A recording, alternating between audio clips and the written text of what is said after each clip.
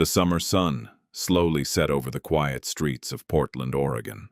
For the Carter family, this week was supposed to be the happiest they had experienced in years. Michael Carter, a 48-year-old construction project manager, had spent nearly 11 months working without a real break. He constantly took overtime shifts, worked weekends, and even agreed to holiday jobs. Every extra dollar he earned was carefully saved for one dream: a 2-week family vacation. Not just anywhere. Hawaii. His wife, Emily Carter, had dreamed of visiting Maui since she was a child. She once filled the house with postcards of beaches and sunsets, hoping that one day it would become reality. Their 16-year-old son, Ethan, was beyond excited.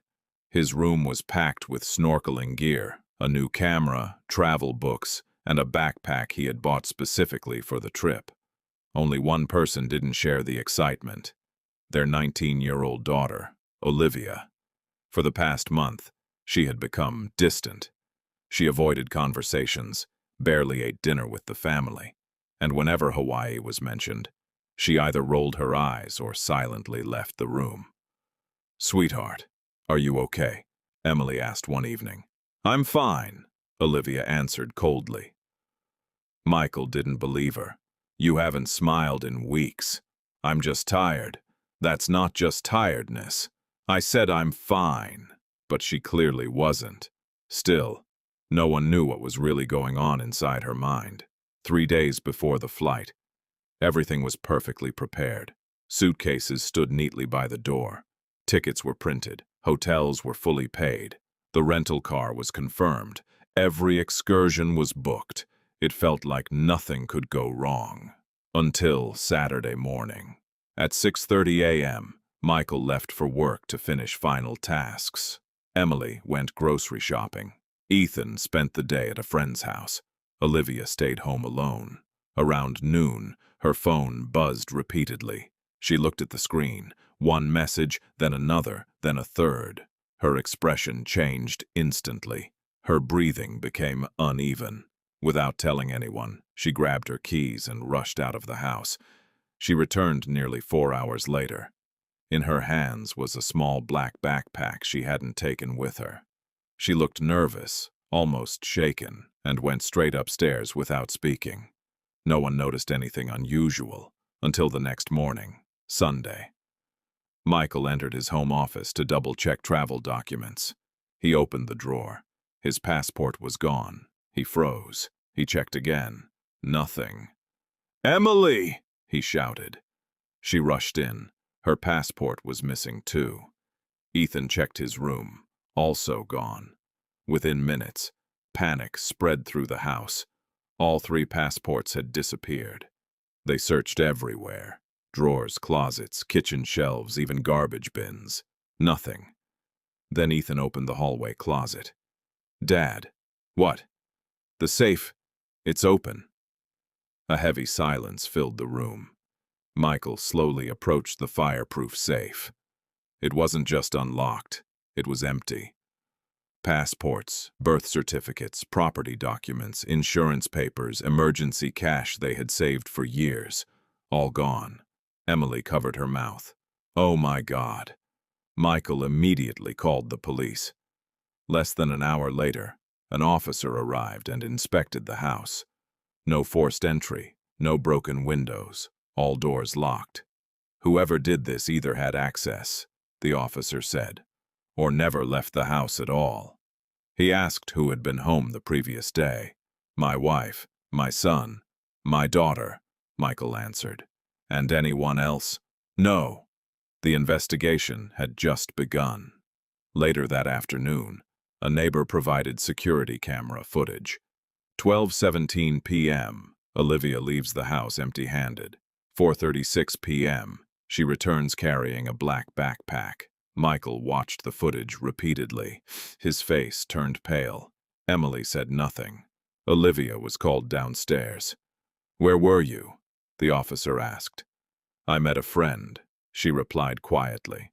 "What friend?" "Just a friend." "What's his name?" Silence. Michael snapped. "Where are our passports?" "I didn't take them," Olivia shouted. Then explain everything. Her eyes filled with tears. I thought I was protecting this family. The room went completely silent. Before anyone could respond, a knock sounded at the front door. A man in a dark business suit stood outside, holding a thick envelope. Good afternoon. My name is Daniel Brooks. I'm here regarding the Carter family's house. Confusion spread instantly. Our house? Michael asked. Your property, the man replied calmly. The family exchanged shocked looks. None of them realized that their carefully planned vacation was already destroyed, and that within the next 48 hours they might lose not only the trip of their dreams, but also the home they had lived in for nearly 20 years. No one spoke. Silence filled the Carter home. Daniel Brooks entered and placed a thick envelope on the table. I'm here on behalf of the bank and court, he said. Michael stared. This is a mistake. It isn't, Daniel replied. He opened documents. 3 years ago, your loan was refinanced. The house was collateral. 6 months ago, payments stopped. Emily turned. What is he saying? Michael went pale. I didn't tell you. You mortgaged our home without telling me.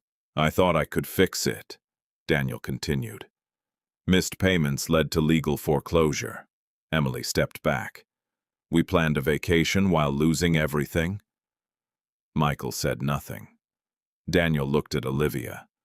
You knew more. All eyes turned. Olivia nodded. I found the foreclosure notice 3 weeks ago. Emily gasped. You knew. I saw it in Dad's office. I couldn't ignore it. Michael closed his eyes. You weren't meant to see it. Then why take documents? He asked. I met someone online. He said he could stop foreclosure. He needed copies and passports. Emily. You gave them. I believed him, she cried. Daniel. You were scammed. Documents used for fraud. Olivia broke down. Daniel. Foreclosure stands, effective tomorrow. Tomorrow. Everything was gone. Next morning, movers arrived. Boxes filled the house. Memories were packed away. Emily cried. Ethan stayed silent. Michael blamed himself. Olivia helped quietly. At the end, Emily gave Olivia an envelope. For a room, she said. You won't come with us, Michael said. You're 19. You made the choice. Olivia collapsed, crying. The family left. Olivia stayed with one suitcase. Home was gone. 6 months later, Michael worked again. Emily baked. Ethan rebuilt life. Olivia worked 2 jobs, renting a small apartment, paying debts. She came one evening to their door. I'm not asking forgiveness. I'm trying to fix what I broke. Michael looked at her. He hugged her, not because everything was forgotten, but because healing began. The house had once felt warm, filled with noise, routines, and small arguments that meant nothing at the time. Now every room echoed with absence. Michael stood for a long moment before leaving, staring at the empty walls as if they could explain how everything collapsed so quickly. Emily wiped her face repeatedly, trying not to break in front of the children, but her hands kept shaking as she folded clothes into boxes. Ethan picked up objects slowly, like each item carried weight far beyond its physical form. Olivia moved from room to room in silence. Every step felt heavier than the last. She kept replaying the moment she trusted a stranger, the messages, the promises, the false hope that everything could be erased if she just acted quickly enough. I just wanted to fix it, she whispered once, but no one answered. Outside, the moving truck waited. Michael paused at the doorway. For a second, he almost spoke to Olivia, but the words never came. Instead, he simply looked away and stepped outside. The final box was loaded. The door closed. The house was gone. 6 months later, life was different but not easier. Michael returned to long workdays, rebuilding stability from scratch. Emily started baking from their small kitchen, selling homemade pastries to neighbors. Ethan slowly adapted to a new school, keeping most emotions to himself. Olivia struggled the most. She worked mornings at a small cafe and evenings cleaning offices.